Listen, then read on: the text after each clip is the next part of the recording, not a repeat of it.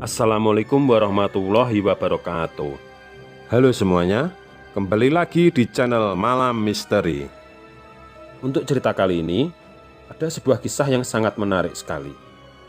Sebuah cerita dengan judul Tumbal Pesugihan Nyai Roro Kidul.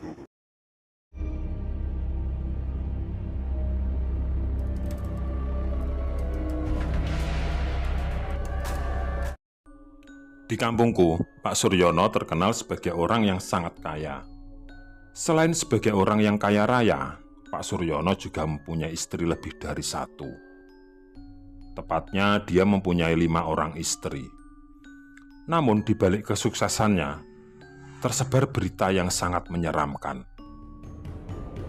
Harta kekayaan Pak Suryono benar-benar menjadi bahan gunjingan masyarakat di sekitarnya. Konon katanya, Pak Suryono ini menjadi orang kaya itu dikarenakan dia mengikuti ritual pesugihan Nyai Roro Kidul. Banyak orang menganggap Pak Suryono melakukan pesugihan itu karena ketika orang-orang bertamu di rumahnya, ternyata banyak sekali lukisan Nyai Roro Kidul dengan berbagai pose terpasang di berbagai ruangan di rumahnya. Apalagi ketika di rumah Pak Suryono mengadakan acara tasyakuran. Semua masyarakat sekampung diundang dan hampir semua ibu-ibu membantu memasak di dapur di rumahnya Pak Suryono. Banyak para ibu-ibu itu sempat kagum dan terheran-heran dengan banyaknya lukisan Nyai Roro Kidul di setiap ruangan di rumah Pak Suryono.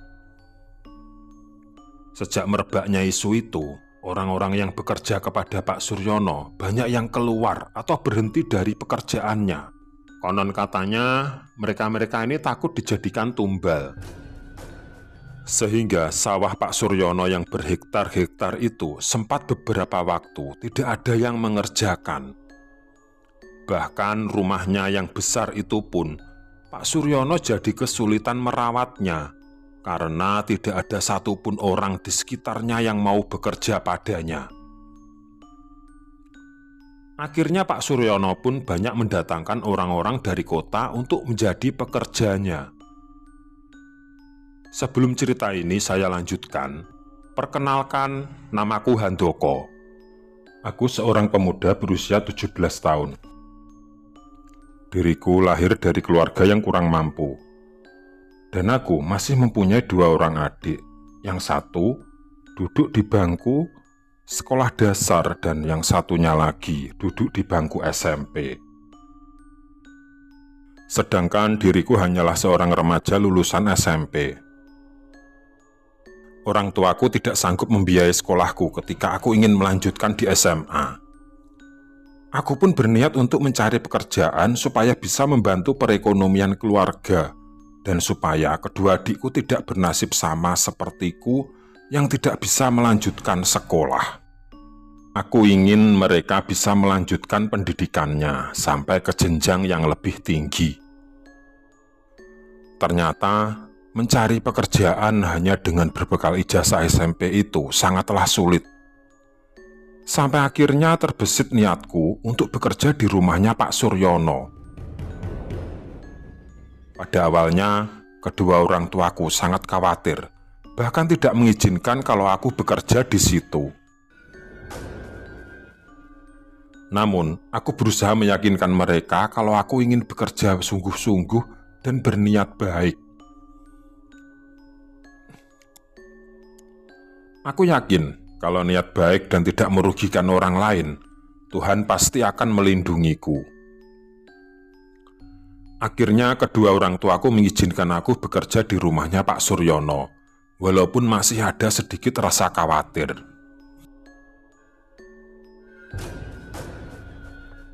Ketika aku bertamu di rumahnya Pak Suryono dan mengungkapkan niatku, Pak Suryono terlihat sangat senang sekali. Ya, mungkin karena sulitnya mencari orang yang mau bekerja padanya. Akhirnya Pak Suryono menyambutku dengan tangan terbuka. Di rumahnya Pak Suryono aku diberi tugas untuk merawat tanaman-tanaman hias di halaman rumahnya yang sangat luas dan juga memandikan dan memberi makan burung-burung kicauan miliknya. Pada awal-awal bekerja kepada Pak Suryono, aku tidak menemukan hal-hal yang aneh. Semua berjalan seperti biasa. Namun, setelah beberapa hari kemudian, setelah aku mulai akrab dengan semua pegawainya Pak Suryono, aku mulai tahu apa saja tugas dari masing-masing pekerja ini.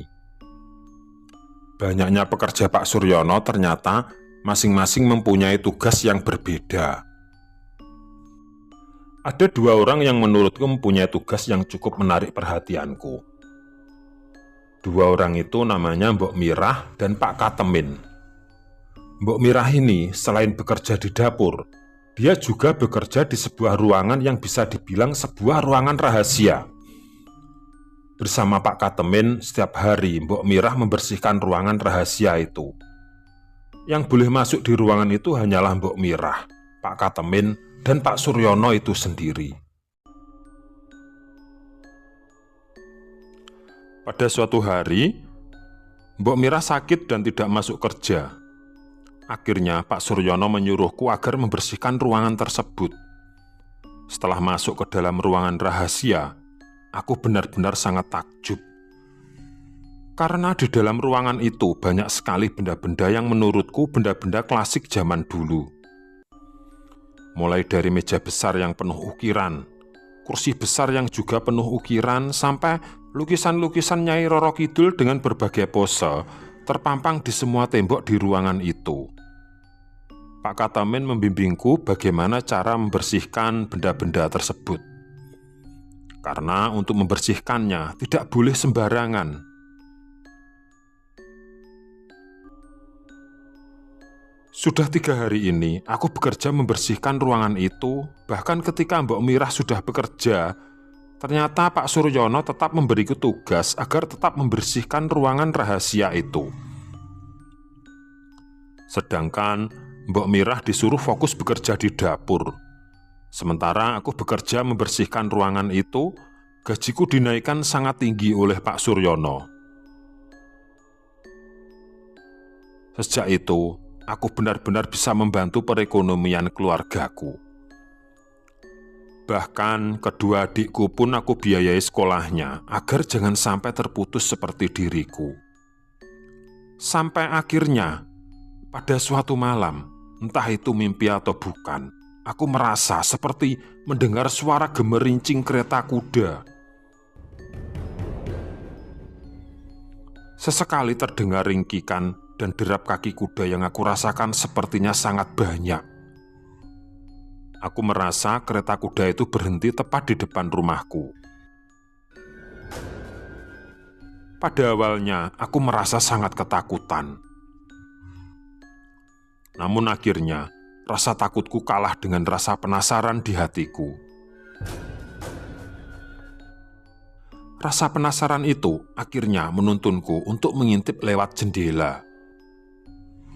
Begitu aku membuka gorden jendela, aku lihat sesosok wanita cantik memakai pakaian kebaya zaman dahulu dengan diiringi banyak sekali prajurit yang berpakaian seperti zaman kerajaan. Wanita cantik itu memakai pakaian kebaya serba hijau dan turun dari kereta kudanya. Dengan berjalan anggun dia menuju ke rumahku. Aku langsung berlari ke kamar untuk bersembunyi. Beberapa saat kemudian, aku mendengar pintu rumahku ada yang mengetuk. Terdengar suara wanita itu dengan lembut memanggil namaku dan menyuruhku untuk membuka pintunya. Entah seperti ada yang membimbingku, akhirnya aku berjalan ke ruang tamu dan membuka pintu.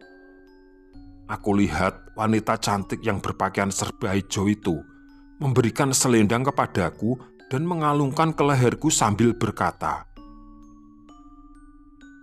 "Aku menyukaimu karena engkau orang baik dan tetaplah selamanya menjadi orang baik," kata wanita itu sambil tersenyum dan dia mengalungkan selendang berwarna hijau ke leherku. Setelah itu, dia dan para pengikutnya pergi. Tiba-tiba aku merasa seperti tersadar dari mimpi. Aku terbangun di atas tempat tidurku sambil mengingat-ingat, aku baru mimpi apa ya tadi. Akhirnya aku sadar, ternyata wanita dalam mimpiku itu persis dengan wanita yang ada dalam lukisan di rumahnya Pak Suryono.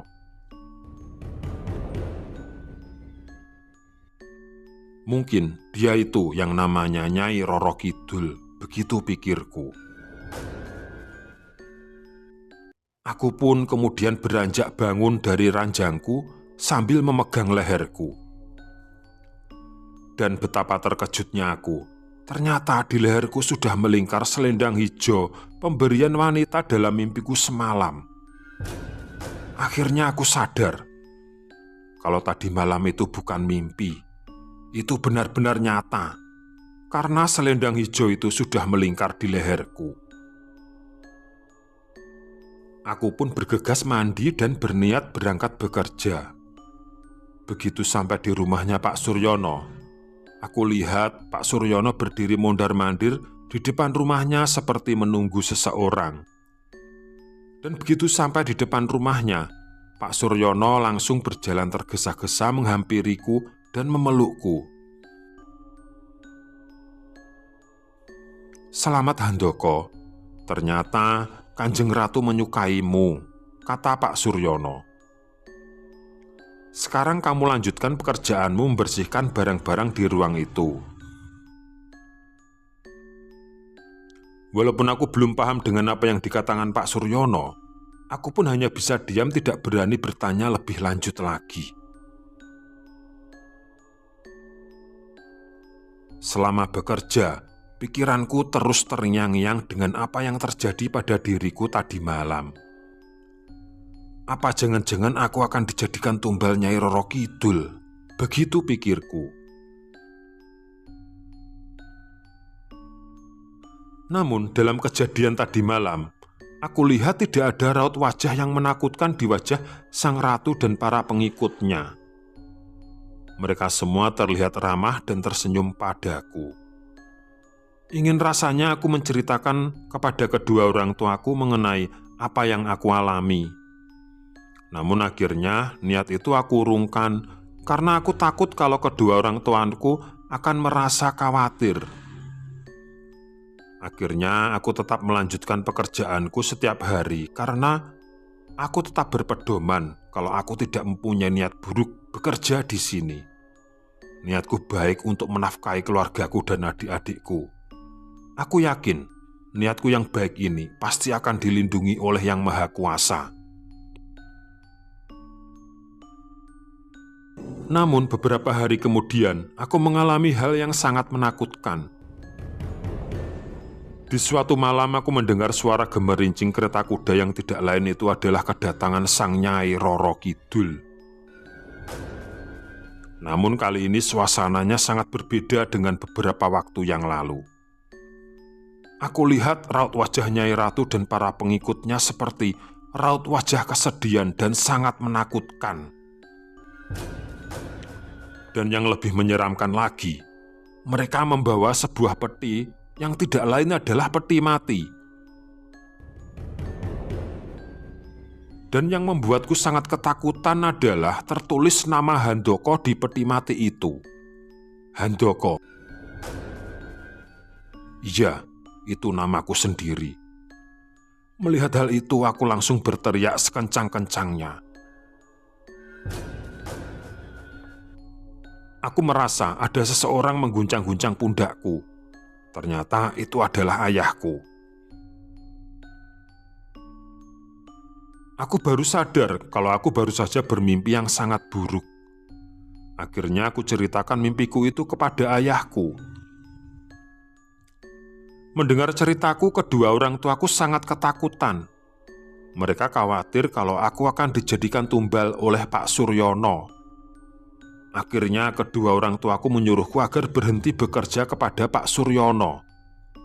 Namun kembali aku berusaha meyakinkan kedua orang tuaku kalau semuanya pasti baik-baik saja, karena aku tetap berkeyakinan kalau aku tidak pernah mempunyai niat buruk di rumahnya Pak Suryono.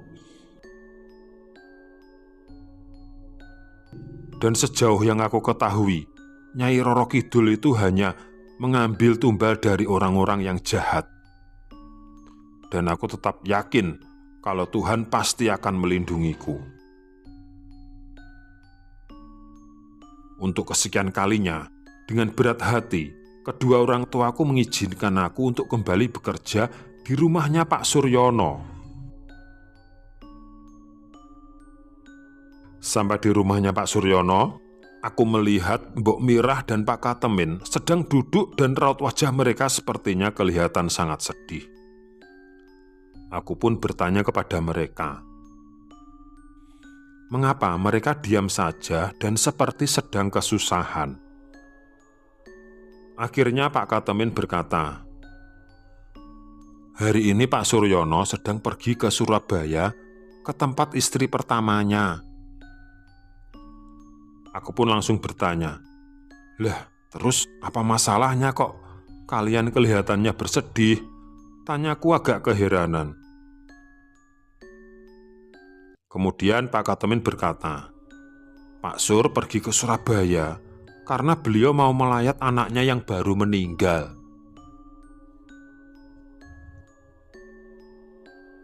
Kemudian Pak Katemin menceritakan kalau anaknya Pak Suryono yang baru meninggal itu seorang pemuda yang sejak kecil sampai remaja dia asuh bersama Mbok Mirah. Ya memang, anaknya Pak Suryono yang satu ini memang agak nakal. Dan kelakuannya sangat buruk sekali. Berkali-kali anaknya Pak Suryono yang baru saja meninggal itu sering membuat Pak Katemin dan Mbok Mirah mengalami kesulitan karena kesombongannya dan tingkah lakunya yang sangat buruk. Ya mungkin karena kekayaan orang tuanya menjadikan dirinya sangat sombong. Namun, seburuk apapun kelakuan anak itu, Pak Katemin dan Mbok Mirah benar-benar sangat kehilangan ketika dia sudah meninggal. Karena bagaimanapun juga, anak itu sudah dia rawat sejak kecil. Intinya, Pak Katemin dan Mbok Mirah sangat kehilangan dengan kematian anaknya Pak Suryono tersebut. Kemudian aku bertanya, kalau boleh tahu, anaknya Pak Sur yang meninggal itu usianya berapa, Pak? Dan namanya siapa? Tanyaku beruntun. Kemudian, kalau tidak salah, dia itu usianya seusiamu, Han, jawab Pak Katemin.